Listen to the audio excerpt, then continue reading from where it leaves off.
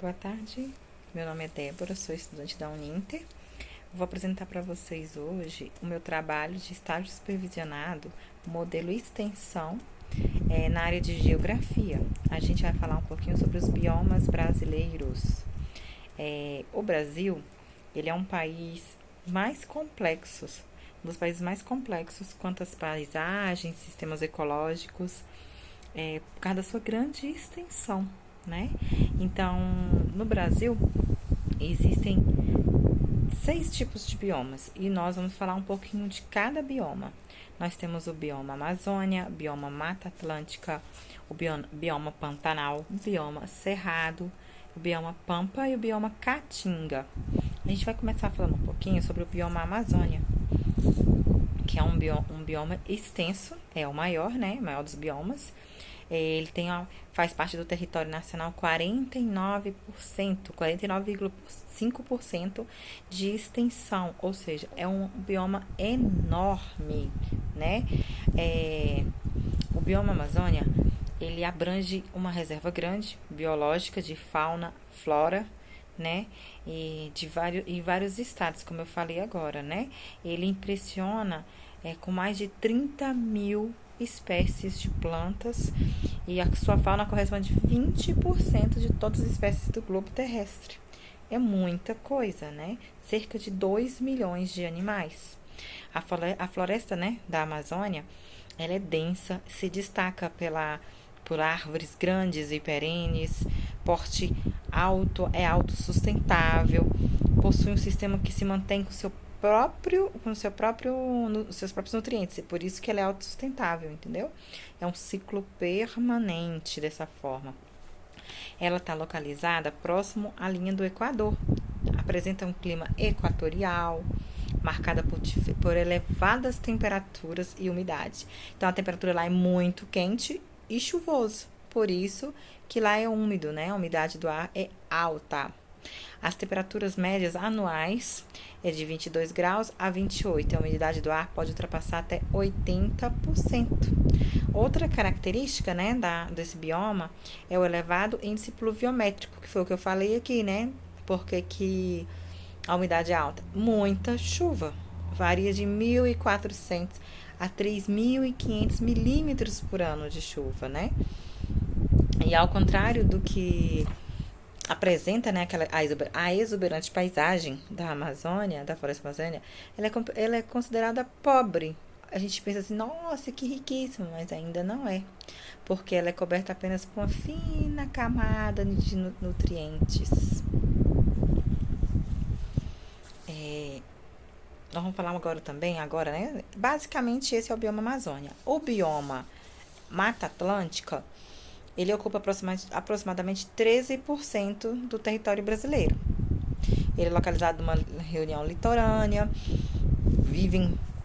50% da população brasileira vive no bioma Mata Atlântica. E é por isso que ele é o mais ameaçado dentre os biomas brasileiros. No mundo, a Mata Atlântica é identificada como a 5ª área mais ameaçada e rica em espécies endêmicas. Calcula-se que cerca de 27% da sua cobertura é original. Atualmente, sua área encontra reduzida, é pequena, né, e fragmentada. Por causa dessa ocupação, acaba que assim, ocupa um pouco de pessoas numa área, outro pouco ali, outro aqui. Então, ela fica assim, fragmenta um pouco aqui, fragmentada aqui, por isso que a gente fala que ela é reduzida e fragmentada, devido a essa ocupação humana. Mas mesmo assim, ainda é possível encontrar nesse bioma, no bioma Mata Atlântica, 1.361 espécies da fauna brasileira, com 261 de mamíferos, 620 de aves, 200 répteis e 280, sendo que anfíbios, né? E 567 dessas espécies tá só nesse bioma, só no bioma Mata Atlântica. E isso é muito interessante. Então, imagina se a gente não tivesse, o ser humano não tivesse destruído tanto o bioma. Quantas espécies nós teríamos, né? Seriam várias, várias e várias. A fauna desse bioma, desculpa, tem várias espécies distintas, né? Como o tatu canastra, onça pintada, alontra, mico-leão dourado, anta, coati, cutia, bicho preguiça, são várias espécies. O clima predominante é o do bioma atlântico, é o tropical úmido, né? Porque lá tem muita massas de ar úmida do Oceano Atlântico e fazem dele uma floresta pluvial. A floresta, né, desse bioma engloba outros climas, não é somente esse clima, né, de tropical que a gente falou, tropical úmido, né, tem um clima tropical de altitude, né, fica mais na região sudeste, e o subtropical úmido, que fica na região sul. Esse bioma ele é caracterizado por elevada umidade relativa do ar, né, que é altas temperaturas, precipitações abundantes, presenças frequentes de nevoeiros. Essa é a característica do bioma Mata Atlântica, né? A Mata Atlântica ela é formada por um conjunto de formações florestais, né? Que são classificadas de floresta ombrófila, densa, ombrófila mista, e estacional semidecidual, estacional decidual e ombrófila aberta, além de ecossistemas associados, né? Como as restingas, manguezais, campos de altitude. A sua flora é representada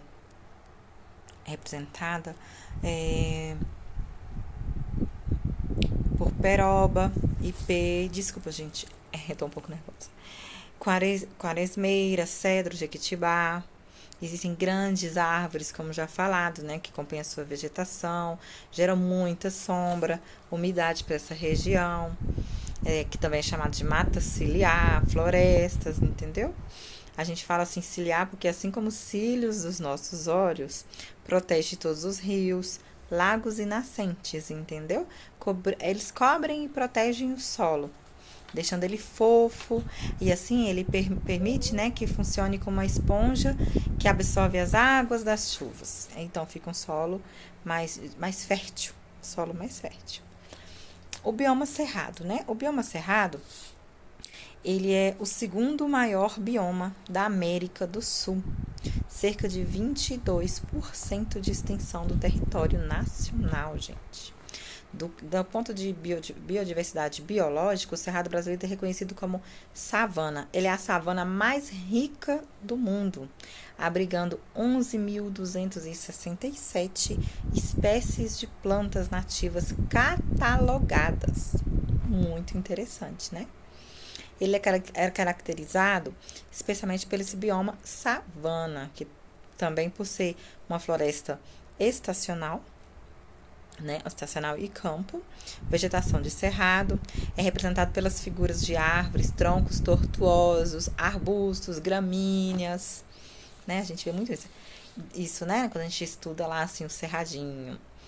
Em função da sua extensão, o bioma cerrado não possui uma fitofisionomia. O que é isso? Um aspecto de vegetação de uma região única, né? Então, são vários aspectos. Ele é muito diversificado. Por isso que a gente fala que ele não possui uma fitofisionomia. É muito diverso, né? O bioma cerrado, né? Ele é constituído predominantemente por um clima tropical sazonal, caracterizado por invernos secos e verões chuvosos. Apresenta precipitação média de 1.500 milímetros de chuva por ano, né? A temperatura média varia de 22 graus. Nos períodos de seca, a umidade do ar pode chegar até 15%. Insolação bastante intensa durante o ano e reduz nos períodos chuvosos, em razão, né, da alta nebulosidade. A gente sabe disso. Os solos do bioma cerrado caracteriza pela sua profundidade, né, drenagem e o tempo geológico, datados do período terciário. Interessante, né? Geralmente possui cor avermelhada, poroso, é permeável, sofre intensos processos de lixiviação, né? O que é lixiviação? É lavagem da camada superficial do solo pelo escoamento das águas superficiais. Apesar disso tudo, né, o Cerrado é considerado o berço das águas do Brasil. Ele contribui com 8 das 12 regiões hidrográficas do Brasil, do país. Ele é considerado como um dos hotspots mundiais. O que significa isso? É uma área de grande biodiversidade, espécies endêmicas e que apresenta alto grau de ameaça. Infelizmente, né? O ser humano sempre ameaçando as espécies. Ele sofre hoje com uma excepcional perda de habitat em relação à agropecuária. Esse avanço, né, coloca em risco aproximadamente 220 espécies de uso medicinal e outras 416 podem ser usadas na recuperação de solos degradados, né? Isso é muito, muito triste, né? Como o ser humano não dá valor no que tem, né? Nossa, um bioma tão bonito, diversificado, e a gente acaba fazendo isso, né? Quando não é com animais, é com a fauna, quando não é com a fauna, é com a flora, é com tudo, né? E o bioma Caatinga? Ele é considerado a única floresta 100% brasileira. Interessante, né? É um bioma que ocupa 10% do território brasileiro, concentrado principalmente na região nordeste, é o bioma Caatinga. Ele também da parte do norte de Minas Gerais. Esse tipo de bioma que a gente está falando aqui um pouquinho, que é o Caatinga, ele tem um domínio morfoclimático. O que é o morfoclimático? É marcado pelo clima semiárido e formas de relevo organizadas em depressões, né? Por se tratar de uma área geologicamente antiga, né? Esse tipo de clima é definido por baixo índice médio de chuvas, o nosso bioma Caatinga, né? Mal distribuídos ao longo do ano, com médias que não costumam ultrapassar de 800 milímetros anuais, né? É pouco, é baixo, né? A gente vê aqui que é baixo. Apesar disso, é necessário assinar que a Caatinga, apesar da gente ver esse clima diferente, né? Com baixo índice pluviométrico, ela abriga uma das maiores e mais importantes rios perenes do Brasil, o Rio São Francisco. É lindo o Rio São Francisco. Ele tem 80% de suas águas situadas neste bioma, Caatinga. Outro importante que corta essa área, né, é o Rio Parnaíba. O clima semiárido da Caatinga proporciona uma média de chuvas, que eu já falei aqui um pouquinho, em torno de 800 milímetros, né, por ano. As temperaturas médias anuais variam de 25 a 30 graus. Tem uma baixa, né, que é uma baixa variação térmica, que predomina duas estações, a quente, seca, e outra úmida e quente. Os solos situados nesse bioma, que é o Caatinga, costumam ser poucos profundos em função da escassez das chuvas. Por isso, há uma forte presença de intemperismos físicos. O que é isso? Desgastes do solo.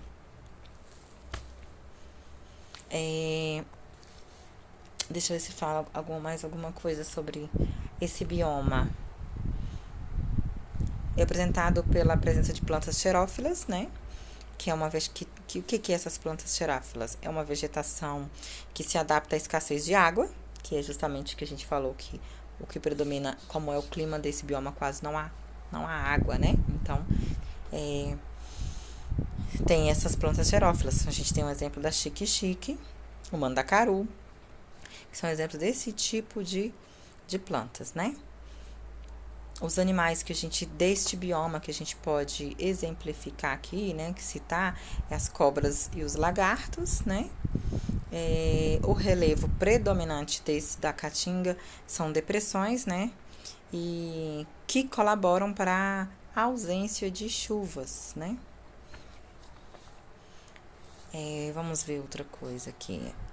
Tem uma aridez no terreno árido, que apesar dessa aridez desse terreno, existem algumas regiões localizadas, né, que são próximas às serras, chamadas de brejos, onde a umidade é maior. Então, acaba sendo um pouquinho diferente, né, apesar de ser árido, né.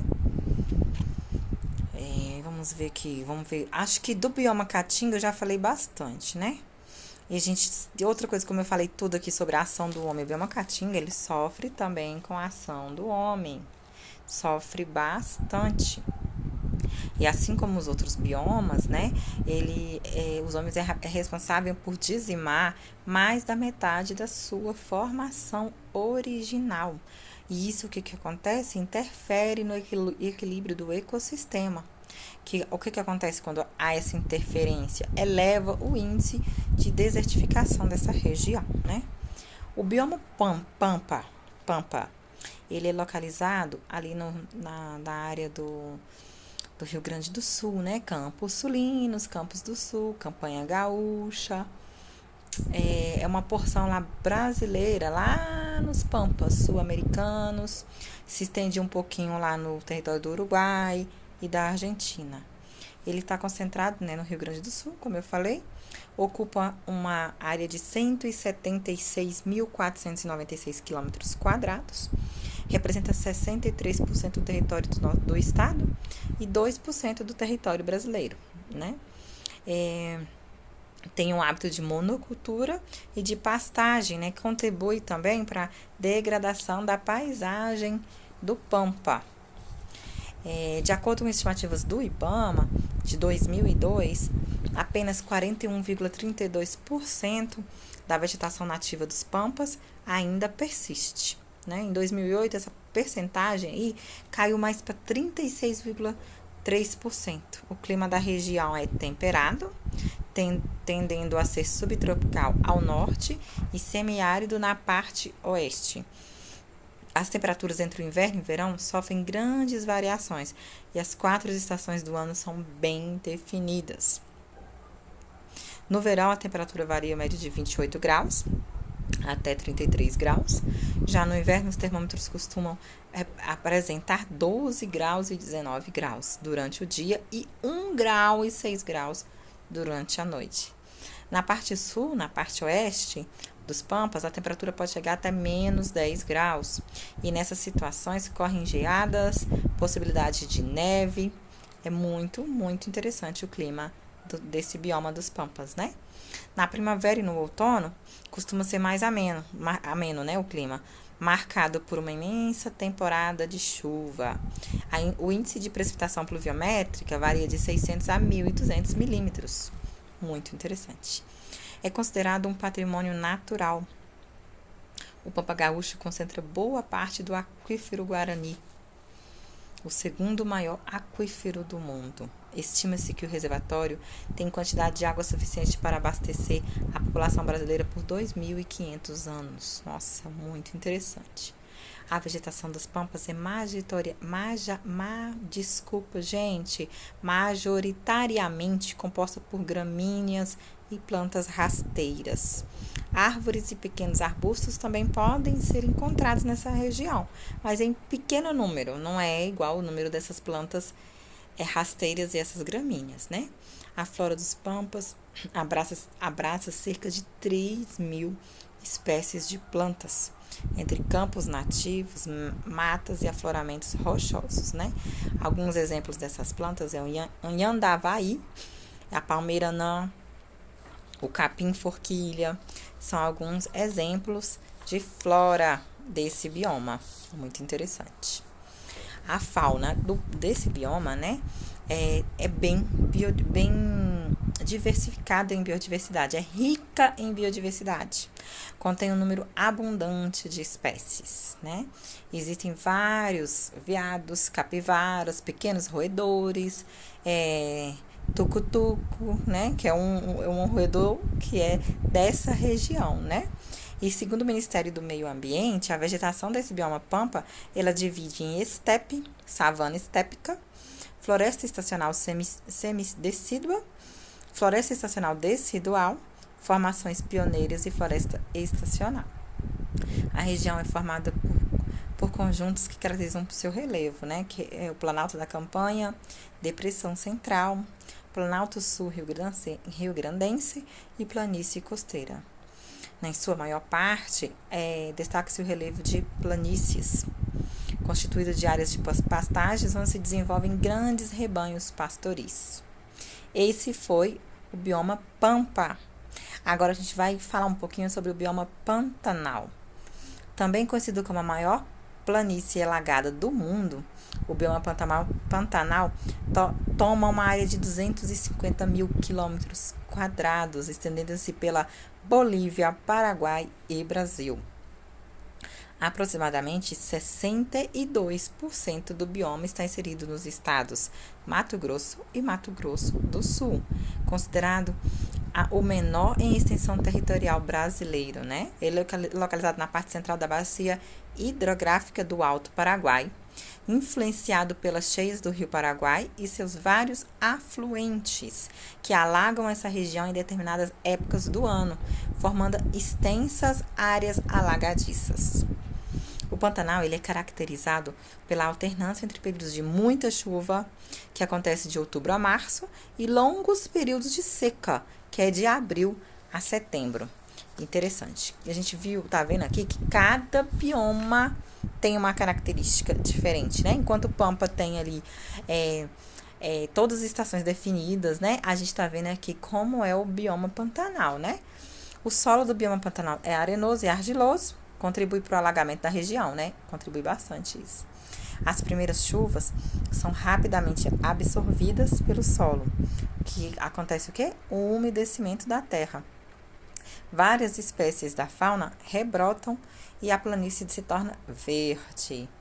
O solo não consegue mais absorver a água em poucos dias, que passa a se acumular nas áreas mais baixas do espaço. Por isso que a gente vê esses terrenos alagadiços. Agora, durante a seca, a água fica restrita aos leitos dos rios e lagoas.